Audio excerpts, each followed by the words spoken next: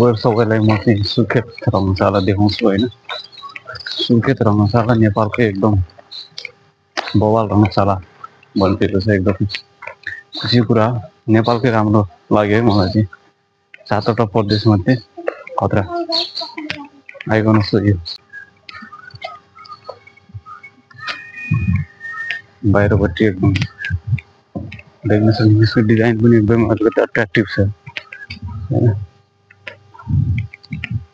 यसको चाहिँ डिजाइनै खतरा अट्र्याक्टिभ छ कि यतिको चाहिँ 7 प्रदेशमा डेभलप गर्ने हो भने खतरा हुन्छ जस्तो लाग्छ मलाई चाहिँ होइन।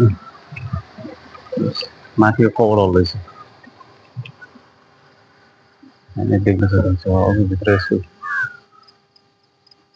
भित्र पनि यसको डिजाइन आउँछ होइन।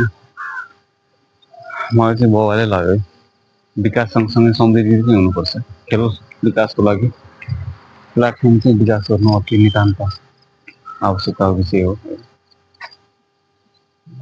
बाटोहरू पनि पिच गरेर रहेछ, खुसी लाग्यो। आफ्नै प्रदेश गर्नाले होइन हुनुपर्छ। तर अन्य ठाउँमा चाहिँ अब त्यही हो, बल पनि छैन। अब जिल्ला खेलकुद विकास समिति भनौँ, अब त्यहाँकोले एउटा बल पनि गाउँमा दिँदैन होइन। एकदम दुःख लाग्छ।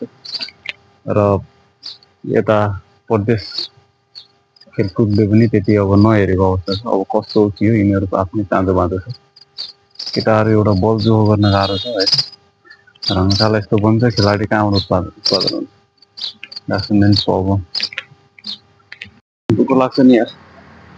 एउटा अब ठाउँमा कस्तो यङ प्लेयरहरू छ होइन, भर्खर खेलाडीहरू छ, उनीहरूले बल सुध पाउँदैन क्या। जिल्लामा आउने त्यत्रो बजेट चाहिँ कोलाबरेट गरेर होइन। अब त्यहाँको युथ क्लबसँग दुर्गम क्षेत्रमा यही हो कि दुःखको कुरा भनेको भ्रष्टाचार छ कि धेरै।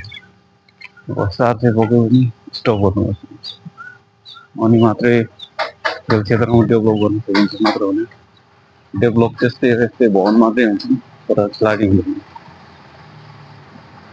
यो चाहिँ दुःखको कुरा हो।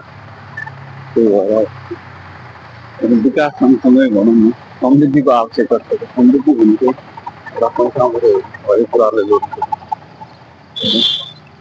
त्यही भएर खेलाडी पनि उत्पादन गरौँ।